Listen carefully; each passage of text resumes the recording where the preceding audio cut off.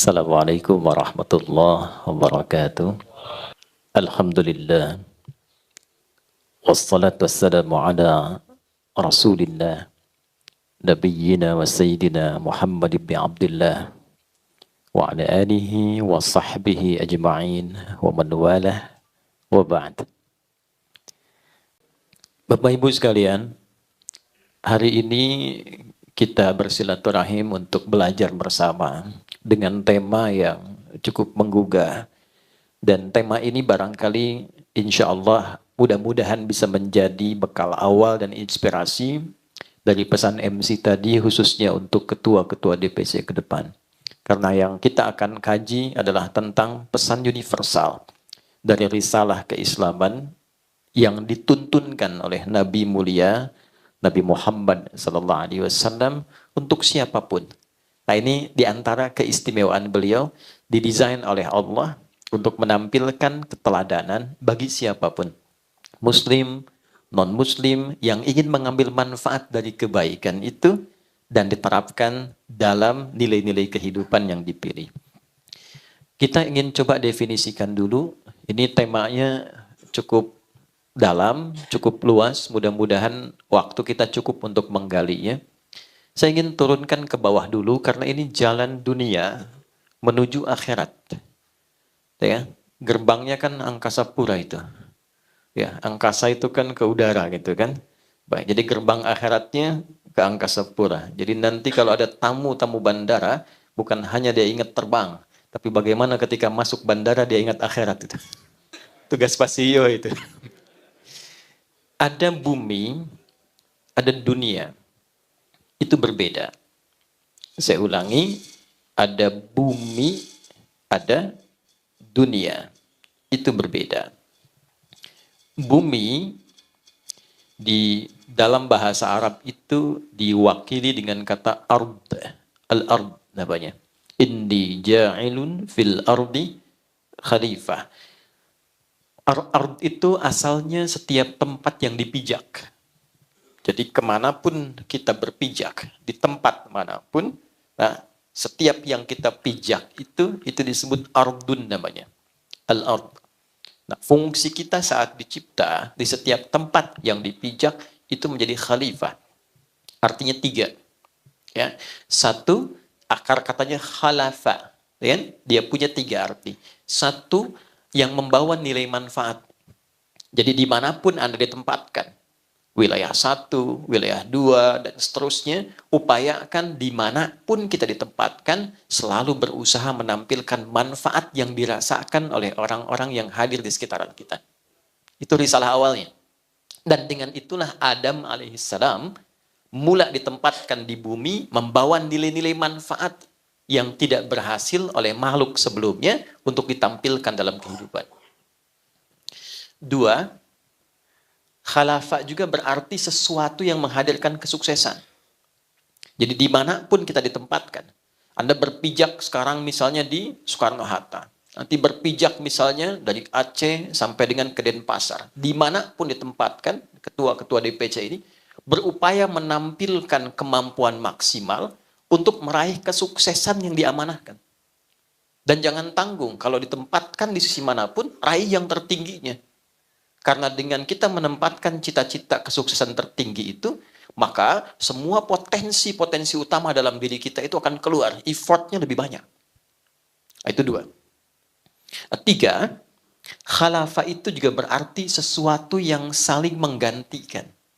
Ingin memberi kesan bahwa dimanapun ditempatkan, tidak akan ada yang abadi. Nah, ini ketua umum, boleh jadi 3-4 bulan bisa berganti.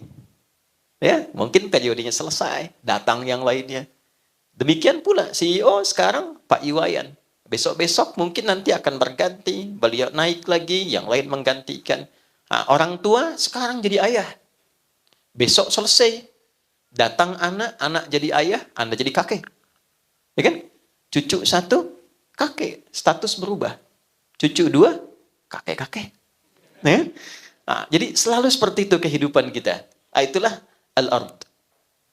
Sifat yang melekat pada fungsi kehidupan kita di setiap tempat yang dipijak dengan 3 makna itu sifatnya disebut dengan dunia.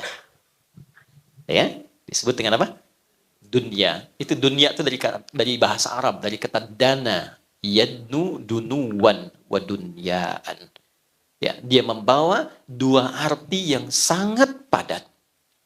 Satu, dunia itu artinya sesuatu yang berlangsung dengan cepat, dekat.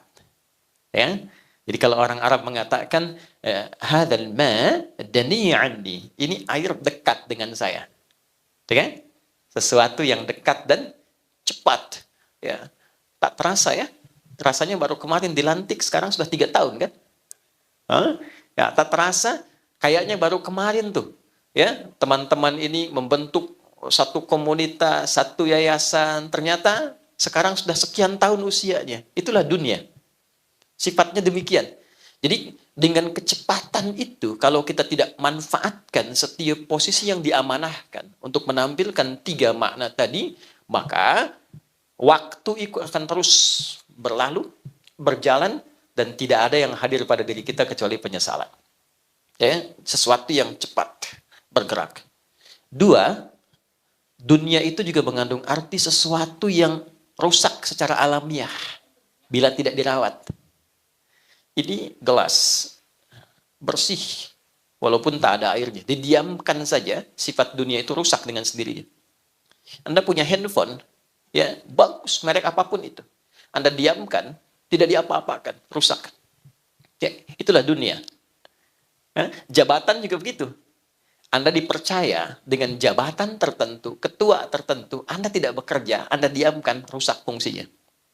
Dan cepat itu berlalu. Itulah dunia. Nah, sekarang pertanyaannya, dengan 2 sifat tadi, dan kita sedang membuat satu bentangan jalan yang Anda beri nama jalan dunia. Dan di titik itu kita berjalan, bagaimana kita memanage nilai-nilai kemanfaatan, nilai-nilai kesuksesan, nilai-nilai kebergantian di tengah situasi yang berjalan sedemikian cepat dan ada potensi-potensi kerusakan yang mungkin lahir bila tidak dimanage dengan baik. Nah, itu bagian tema pertama yang nanti kita akan coba urai. Ini belum mulai kita ya, ini baru mukadimah ya. Salah sendiri bikin judulnya panjang-panjang dulu. 2, apa itu akhirat? Ini loh, ada akhir, ada akhirat. Itu berbeda. Jika Anda katakan akhir, akhir itu ujung sesuatu yang masih membuka ruang setelahnya. Saya katakan gini, itu pintu ya, di ujung sana. Ya kan? Dzalikal bab. Ya kan? Itu pintu, itu akhir dari ruangan ini. Tapi ketika dibuka, ada ruang baru yang kemudian kita bisa masuki. Itu akhir namanya.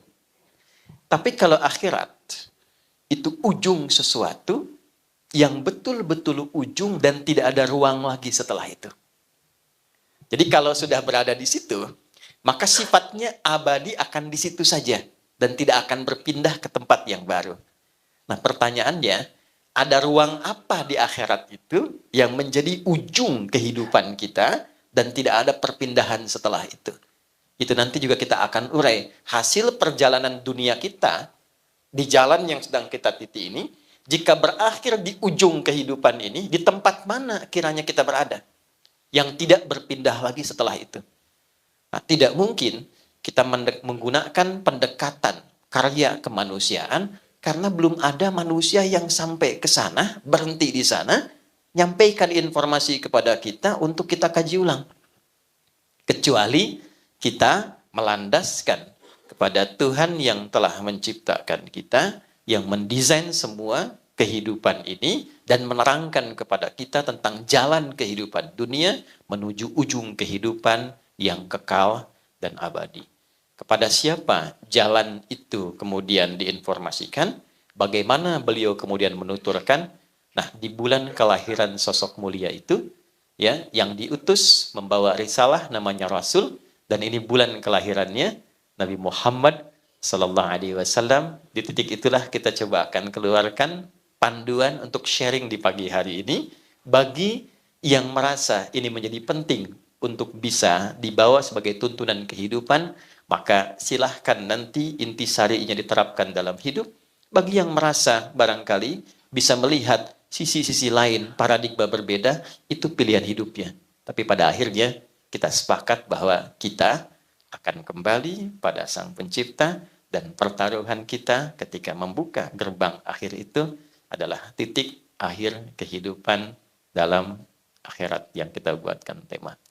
Saya akhiri mukaddimahnya, sekarang kita masuk pada inti bahasannya. Bisa dipahami insya Allah? Ya, jelas? Nah, karena sudah jelas dan paham, kita akhiri pertemuan kita. Baik, saya mohon izin untuk berdiri ya, teman-teman sekalian. Saya menyapa dengan teman-teman saja ya, supaya lebih memudahkan. Baik, di sini kita akan coba keluarkan dulu nilai-nilai integritas, keteladanan, dan seterusnya. Semua fase kehidupan yang dijalani oleh umat manusia, Tuhan di titik ini bagi kita umat Islam khususnya meyakini Allah Subhanahu wa Ta'ala menugaskan para utusan. Utusan itu orang-orang bijak yang menerangkan tentang pola berkehidupan, tentang bagaimana kita bisa membawa risalah kehidupan dengan baik. Ya, risalah itu yang membawanya disebut Rasul namanya. Baik ya. Jadi dari manusia pertama turun sudah membawa pedoman berkehidupan. Ya, secara singkat pedoman kompleks berkehidupan yang memandu kita sukses dari ujung kepala sampai ujung kaki, itu kalau bahasa Arabnya disebut hudan namanya. Apa namanya? Hudan, kan? Kalau kita keluarkan kata hudan menjadi satu bagian, itu hidayah namanya. Ya, semoga kita mendapat hidayah. Itu satu aspek dari sekian bentuk pedoman berkehidupan. Dalam bidang apa? Ya kan? Nah, oke, hudan namanya. Nabi Adam turun ke bumi, saya percepat. Ya, maka bersamaan dengan turunnya itu beliau pun diberikan pedoman. Kalau ingin sukses, ingin bermanfaat, ingin bisa menghasilkan kadar-kadar yang baik dalam berkehidupan, maka diturunkan. Bagi umat Islam itu ada di Quran surah kedua Al-Baqarah di ayat ke-38. Qulna bitu minha jami'a fa imma ya'tiyannakum minni hudan faman tabi'a hudaya fala khaufun 'alaihim wala hum yahzanun. Adam, Hawa, tiba saatnya kehidupan misi di dunia itu sekarang dimulai. Engkau turun, bersamaan dengan turunmu, aku berikan pedoman berkehidupan. Oke? Jika engkau konsisten mengikuti pedoman ini, maka aku jamin hidupmu fala khaufun, tidak akan pernah merasa gelisah. Alaihim walahum yahzanun, dan tidak akan pernah merasa sedih. Baik, jadi konsep kehidupan di bumi itu dengan sifat dunia itu seharusnya konsepnya satu, fala khauf.